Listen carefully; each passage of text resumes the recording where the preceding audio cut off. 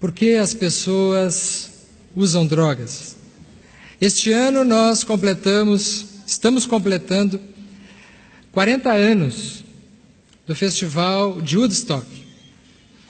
Há 40 anos, no ano de 1969, reunia-se nos Estados Unidos, próximo à cidade de Nova York, no estado de Nova York, quase 500 mil pessoas para conclamarem a sociedade e a juventude para uma mudança de comportamento, porque até então estava acontecendo ainda o período da Guerra do Vietnã nos Estados Unidos, e já havíamos passado por 2 grandes guerras nesse século. A juventude conclamou para uma mudança expressiva de comportamento. E o objeto principal desta mudança era alcançar a liberdade, uma nova sociedade aonde o amor fosse livre e aonde as pessoas pudessem compartilharem de espaços semelhantes sem os conflitos. Essas 500 mil pessoas, público muito acima do esperado, estavam, por certo, inaugurando uma nova fase da humanidade. Mas um dos convidados não havia sido propriamente esperado para esse momento. E esse convidado foram as drogas. A partir daquele momento, a geração que conclamou e pediu ansiosamente por liberdade foi também a geração que viu precocemente os seus ídolos morrerem logo a seguir ao festival. Já no ano de 1971, Janis Joplin, Jimi Hendrix, Jim Morrison, todos eles aos 27 anos de idade, morreram de overdose. Se vocês abrirem os sites da internet chamando o número de mortos em Woodstock por overdose, vocês terão uma lista interminável de jovens e artistas que padeceram aquilo que foi o efeito colateral dessa busca honesta e justa, mas que foi desorganizada. Esta foto, para mim, representa muito bem o efeito das drogas nas pessoas, principalmente nos jovens. É uma foto de Woodstock, já ao seu final. O final de festa. Na figura, 2 jovens abraçados, uma representação bastante significativa, indicadora de um cansaço, de um quadro depressivo, jovens em torno dormindo.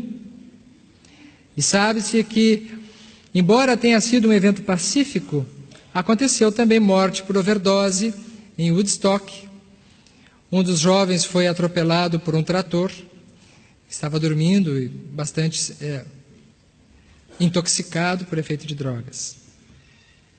Por que as pessoas usam drogas? Vou me deter em 4 respostas. Nós temos um porquê biológico, um porquê psicológico, um porquê sociocultural e um porquê espiritual. Todos eles interligados, mas têm as suas motivações próprias. Sob o ponto de vista biológico, o ser humano é um ser que busca naturalmente o prazer. E nós fomos constituídos, na nossa origem, no nosso funcionamento cerebral, esta área é chamada o circuito de recompensa cerebral. Núcleo accumbens, o córtex pré-frontal, a própria amígdala participa. Esta estrutura cerebral, aonde o espírito encarnado encontra as regiões mais primitivas da emocionalidade, próximo ao sistema límbico, mas também as áreas de prazer necessárias à sobrevivência. É nesse circuito de recompensa que o homem primitivo encontrou motivos para se reproduzir através do prazer da sexualidade. É nessa área de recompensa que, quando nós sentimos fome, nós buscamos aquele tipo de alimento mais aprazível ao nosso paladar, para, além de nos alimentarmos, nós termos um tipo de prazer neste hábito que é necessário à sobrevivência. Portanto, esta área de prazer, esse circuito de recompensa, é um circuito muito primitivo, mas que a lei natural providenciou que o homem tivesse, assim como os animais, para mantermos a nossa conservação. Esta área, constituída por esses núcleos, a área tegmentar ventral, o núcleo accumbens, o córtex pré-frontal, é também a área onde as drogas chegam em primeiro lugar. Por exemplo, a cocaína, o crack, vão mobilizar a dopamina em grandes quantidades dentro desse circuito. E o nível de prazer que a pessoa sente naquele momento que está utilizando a droga é um nível de prazer alto. De tal maneira que logo a seguir, terminada a ação da droga nesse circuito, a pessoa tem necessidade de experimentar esse prazer outra vez. E é quando ela precisa usar novamente aquela substância para ter. O grande problema é que o ser humano não foi preparado, o nosso sistema nervoso, o nosso corpo físico, ele não foi feito para suportar esta quantidade de prazer. Porque essa intoxicação por dopamina, ela vai levando à desagregação das estruturas neuronais e ao empobrecimento das outras estruturas. Esta área mais nobre do cérebro, o córtex pré-frontal e toda a região cortical, que é constituído por um tecido mais superior, aonde nós encontramos outro tipo de prazer.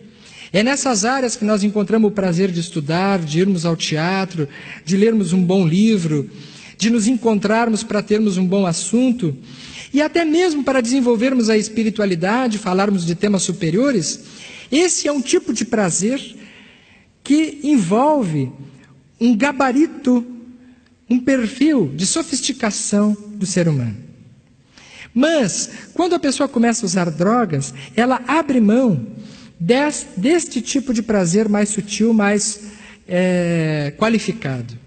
E ele passa a necessitar apenas daquele estímulo para levar a sua vida. É por isso que a pessoa que usa drogas, ela normalmente para de estudar com o tempo, ela vai se isolando, vai se rodeando de companhias do mesmo perfil, perde a capacidade de trabalho, porque, como vimos antes, as funções executivas, elas ficam totalmente prejudicadas.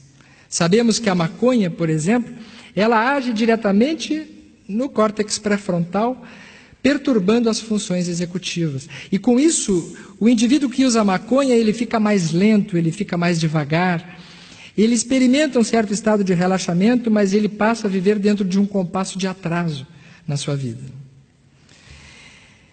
E aqui mostra bem, nesses simpáticos indicadores do desenho, que o efeito da droga é exatamente esse. A pessoa usa, cai, mas depois volta a usar de novo. Porque nós temos uma tendência a repetirmos modelos prazerosos, mesmo que eles passem a se tornar prejudiciais. E todas as drogas que agem nesse setor são as drogas que causam dependência química. Depois a pessoa fica assim. né?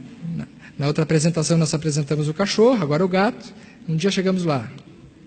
Mas nós queremos falar de um tipo específico de droga, que normalmente em qualquer cultura não se chama de droga, mas é a principal delas, que é o álcool.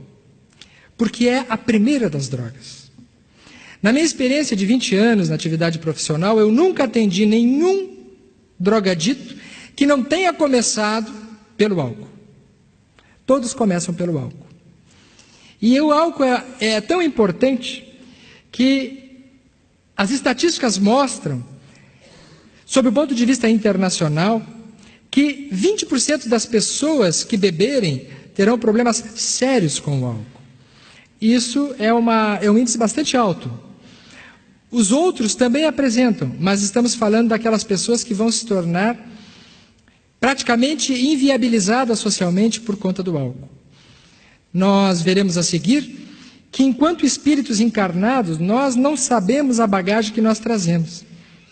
Então, utilizar substâncias é sempre um risco, porque esse uso de substâncias na atual existência poderá estar ativando, reativando antigas memórias de outras experiências pelas quais nós falimos e caímos em outras encarnações por uso de substâncias. E sabemos que o álcool é o principal tipo de substância que nós já utilizamos nas outras encarnações. A maconha é recente, a cocaína é recente, o crack, a heroína, tudo são drogas recentes. Mas o álcool é milenar. Então é bem possível que na nossa trajetória nós já tivemos problemas muito sérios em relação ao uso de álcool. De 60% a 80% das vítimas de acidentes de trânsito estão embriagados. E 25% dos suicídios ocorrem em alcoolistas. O risco aumenta de 60 a 120 vezes mais do que em pessoas que não bebem. Normalmente, a pessoa que se suicida, ela está também sob efeito de substâncias. É muito frequente encontrarmos essa associação. Então, de fato, nós precisamos considerar que o álcool é uma droga que na nossa cultura, como ela é bastante utilizada, nós precisamos ter essa consciência de que estamos lidando sim com algo muito perigoso e que se nós não tivermos um controle e uma responsabilidade muito grande na utilização social desta substância, nós possivelmente estaremos ingressando também na fileira daqueles indivíduos viciados. Por que as pessoas usam drogas sob o ponto de vista psicológico? Hoje há um consenso de que os dependentes químicos, eles possuem falhas em dois aspectos fundamentais na constituição da sua personalidade, do seu caráter. Principalmente na função reguladora dos afetos, que diz respeito ao controle dos impulsos e na manutenção da autoestima. Vamos ver rapidamente o que significa isso. Um controle deficitário da autoestima. Percebe-se nas criaturas, nos jovens, que apresentam um problema sério na utilização de drogas, que eles não sabem se cuidar. Apresentam, portanto, um déficit nos autocuidados. A autoestima, por definição, é um sentimento de capacidade. São pessoas que têm uma baixa estima e têm necessidades que não foram satisfeitas, principalmente no que diz respeito a um ambiente que possa ter sido amoroso, de reconhecimento e empático. Em muitas destas criaturas, ao olhar o passado, encontraremos graves problemas estruturais na família. E esse tema das drogas, ele é impossível de ser tratado sem que nós falemos na família. Porque a desestruturação familiar que nós vivemos, sob o ponto de vista global, com certeza está na matriz, na base de desequilíbrio desta condição que assola a humanidade. Mas queremos nos deter numa outra função que, por conta deste mesmo fator que falamos agora, nos parece o mais significativo para o tempo que nós temos de apresentação. Diz respeito à função deficitária no controle de impulsos. O indivíduo que usa álcool e drogas, ele faz parte de uma cultura, de uma sociedade, que é a que nós vivemos, aonde nós somos permanentemente instigados a termos satisfação imediata e soluções rápidas para os nossos problemas. É assim que nós vivemos um período da humanidade que os avanços tecnológicos, os avanços científicos, nos possibilitaram uma série de estruturações confortáveis para a nossa vida. Por exemplo, estamos nesse momento reunidos aqui em torno de 1000 pessoas em Lisboa. Há poucos dias estávamos no outro continente. Há 500 anos, quando Pedro Álvares Cabral saiu em direção às Índias e errou o caminho, ainda bem, descobrindo o Brasil, se alguém falasse que seria possível esse acontecimento que nós estamos agora, ele e outros teriam dito que isso seria um devaneio. Porque se demorava muito mais tempo para se conseguir uma mesma coisa, uma carta demorava vários dias para chegar, portanto nós tínhamos tempo para responder, refletir, meditar, fazermos uma digestão mental dos acontecimentos. Hoje em dia, através do e-mail, que é um avanço, que é uma coisa boa, essa comunicação ela se dá instantaneamente. Então, o volume de acontecimentos emocionais na nossa vida aumentou enormemente. E isso se deu num período dos últimos 30 anos. Isso foi muito rápido. Numa mesma geração, nós passamos da escrita à mão para a escrita digital. E essa aceleração, que encontra representantes em todos os setores, desde a comunicação, nos transportes, é uma aceleração que nos obriga, por conta de uma vida baseada apenas em fatores materiais, a termos que dar conta das nossas responsabilidades. Então, ao final de um mês, nós temos centenas de coisas a mais que os nossos avós tinham há bem pouco tempo atrás para fazer. E nós, assim como nós temos um tempo de digestão fisiológica, quando a gente come uma bacalhoada, que é muito boa, né?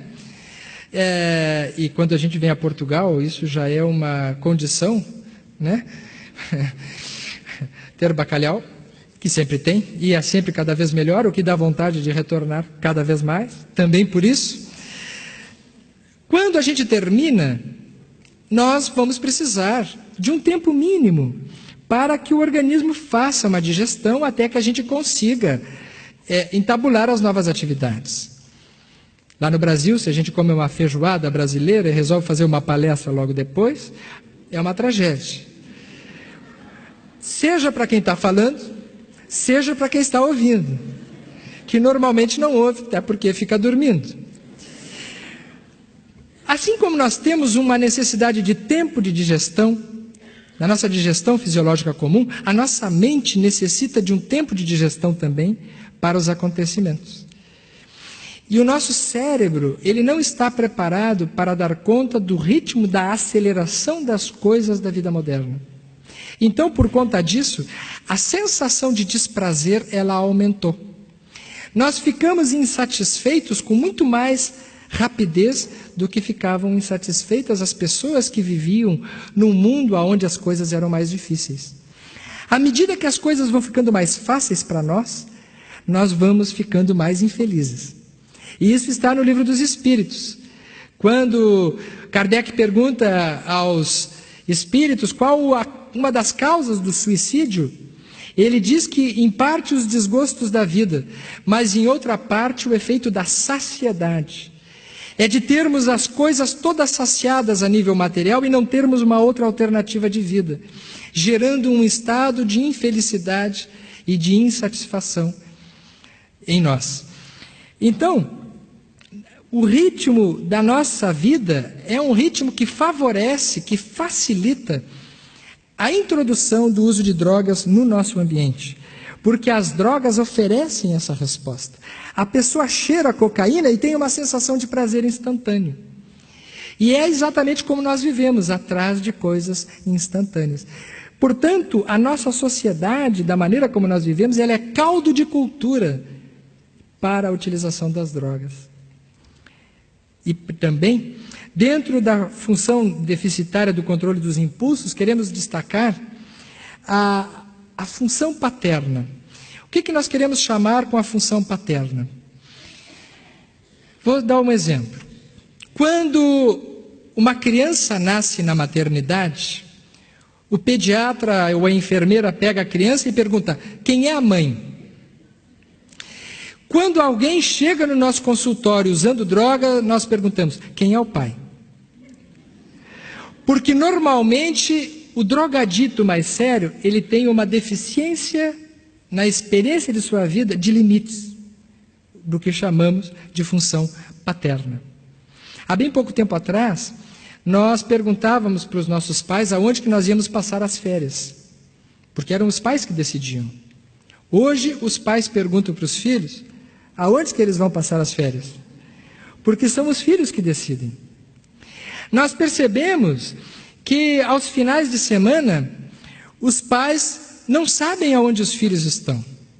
E se sentem aliviados quando os filhos dizem: estou indo para a casa do fulano, porque será um fim de semana com menos brigas em casa e sem terem que se ocupar da responsabilidade que é se ocupar principalmente de uma adolescente, por exemplo.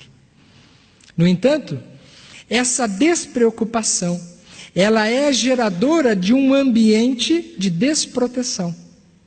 E essa falta de responsabilidade no ambiente familiar, ele é gerador da perda da capacidade de controle de impulsos.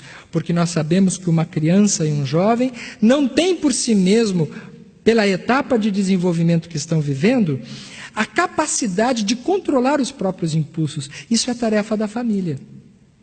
Então, se eles não têm a família, eles substituem o pai pelo patrão.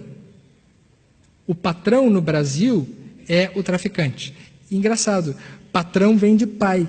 E lá se dá o nome de do traficante de patrão. Eles chamam de patrão. É um substituto psicológico, que normalmente tem um carisma muito grande, uma capacidade de sedução e entra no lugar do representante familiar na função paterna. Às vezes quem exerce a função paterna é a mãe. Nós sabemos que em determinadas famílias quem tem mais autoridade é a mãe. Mas essa função ela precisa existir, sendo do pai, sendo da mãe ou de alguém que o faça. Porque esse momento do desenvolvimento emocional do jovem, ele é imperativo que ele tenha condições de experimentar limites. E aquilo que nós chamamos de frustrações necessárias. É aquela vez que o jovem diz: eu quero ir à festa hoje, e o pai ou a mãe dizem: não, hoje tu não vais na festa porque tu já fosse ontem. E aí ele fica muito brabo, mas no outro dia de manhã ele acorda calmo.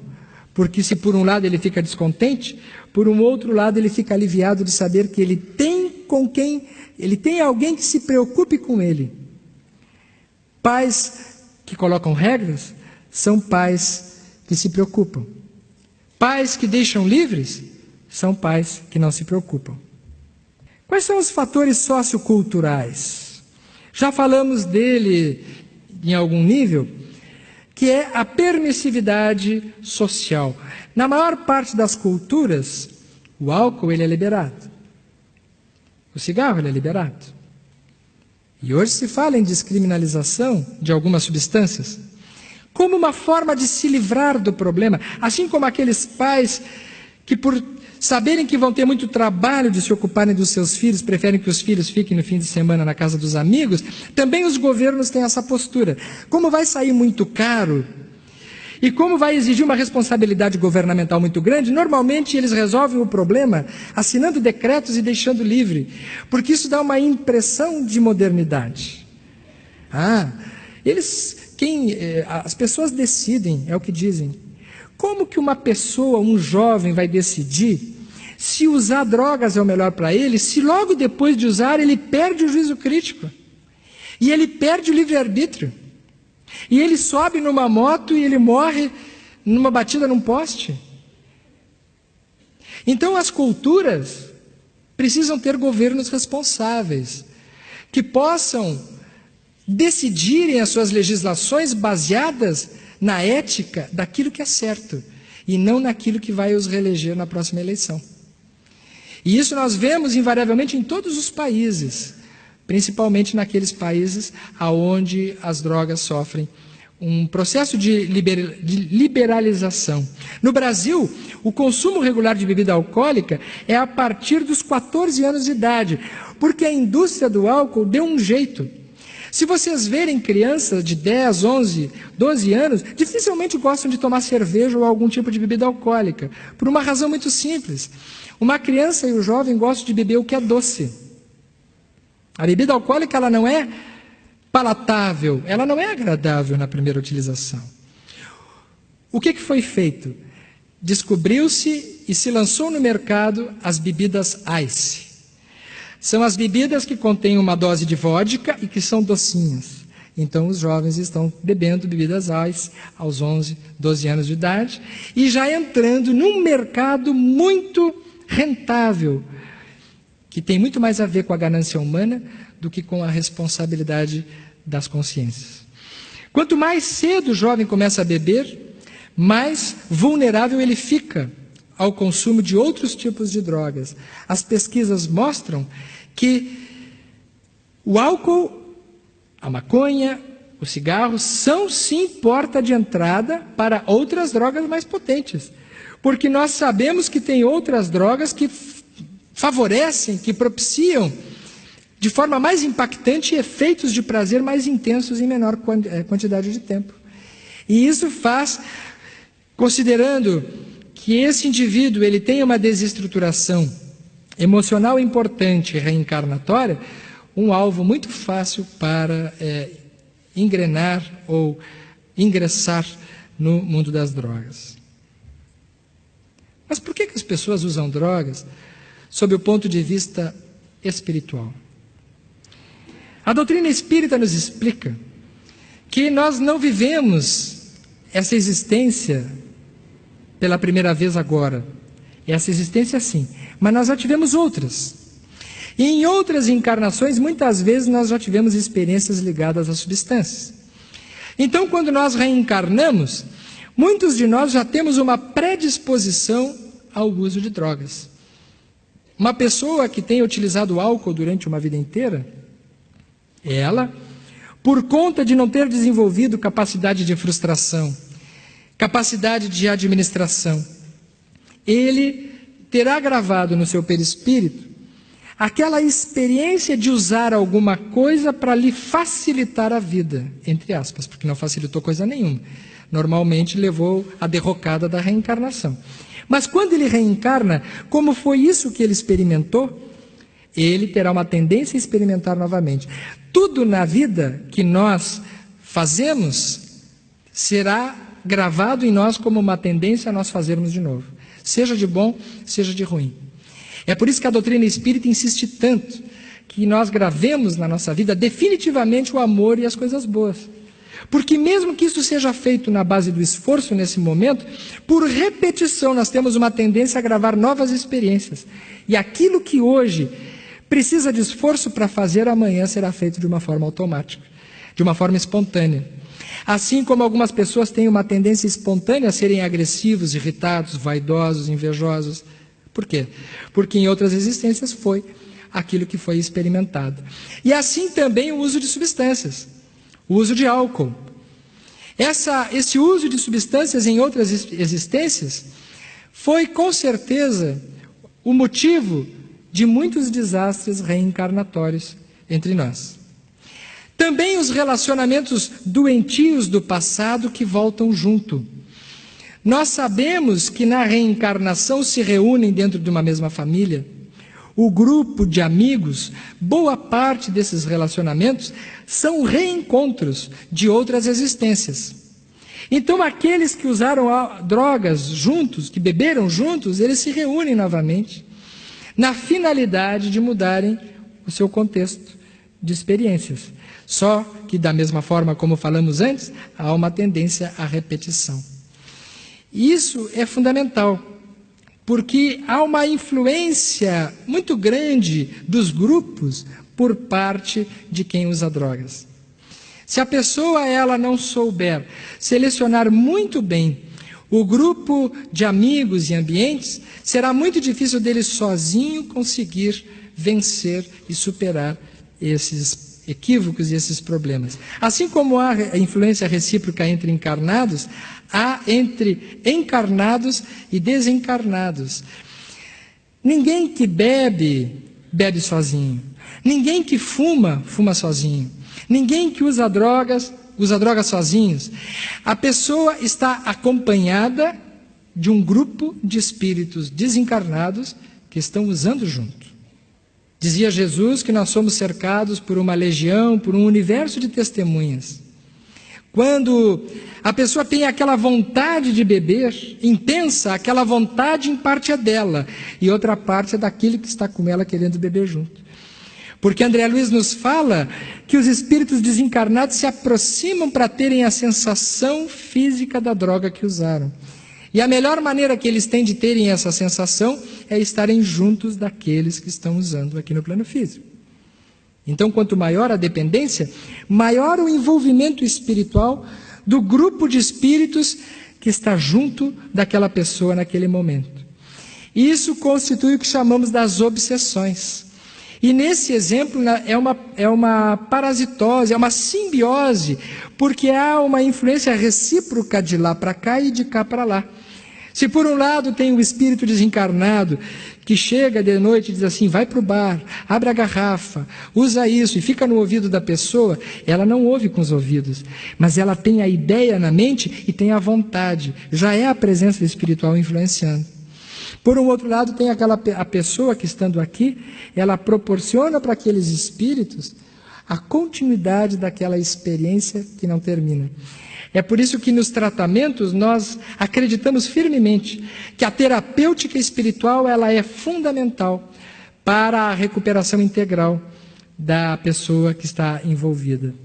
Emmanuel, no estudo da obra Pensamento de Emmanuel por Martins Peralva, ele nos fala de 4 etapas para mudanças e para nós conseguirmos evoluir em qualquer âmbito. E me parece que cabe muito bem nesse momento para a questão das drogas.